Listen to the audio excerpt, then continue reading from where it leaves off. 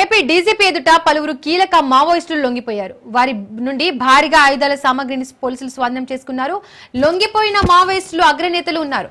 Maoist పార్టీలో సుమారు 34 ఏళ్లకు పైగా పనిచేసిన senior Maoist Jorige Nagaraju alias Kamalesh, ఆయన భార్య అరుణ అలియాస్ మేదక జ్యోతేశ్వరి ఉన్నారు.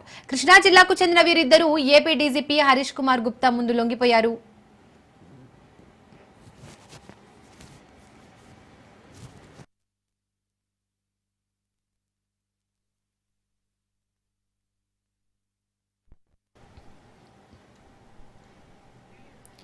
ఏపీలో ఈ మధ్య కాలంలో 5 సార్లు ఎదురుకాల్పులు చోటు చేసుకున్నాయని, ఇందులో 6 మావోయిస్టులు మృతి చెందారని డీజీపీ హరీష్ కుమార్ గుప్తా తెలిపారు.